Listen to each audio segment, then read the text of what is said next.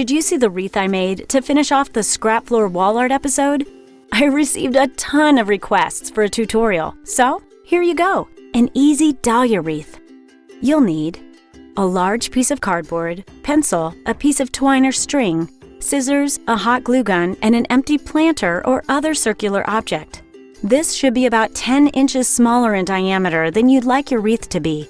For example, I want my wreath to be 30 inches across, so I'm using a 20-inch planter. Paper. You can use printer paper, scrapbook or craft paper, heavy-duty wrapping paper, or even pages from an old book. I don't recommend anything too flimsy like tissue paper, as it needs to be able to hold its shape and not crush easily. You'll also need a utility knife, ruler, and a self-healing mat or a paper cutter. First, use your circular object to trace a circle on the cardboard. Cut out your circle with the scissors. Create a loop with the twine or string and tie a knot with the ends. Place the loop so it sets at the outer edge of the cardboard circle. Apply a generous amount of hot glue over the knot and lower part of the twine. Next, cut out squares of paper that measure about 4 inches on each side. The squares don't need to be an exact 4 inches, however they do all need to be the same, whatever size you go with. I'm pointing this out because printer paper and many books are 8.5 inches. If you are using these kinds of paper, it'll be easier to cut the pages in half, resulting in a 4.25 inch square.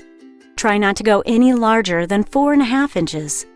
You'll need quite a few paper squares. My 20-inch piece of cardboard will need 328 squares to make all of the petals. Create cones by wrapping each square so that it has an open end and a closed pointed end. Secure with hot glue. Once you have a pile of paper cones, begin gluing them to the cardboard circle. Glue down each closed end and position the cone so that the open end's point is in the middle. Leave a small space and glue down the next one. Continue all the way around for the first layer. For the second layer, glue in between the cones of the first layer. Continue gluing in this pattern for all additional layers. The cones will begin to layer at more of an angle as you go. Carefully glue the last few in the middle. Once the glue is cooled, the wreath is ready to hang.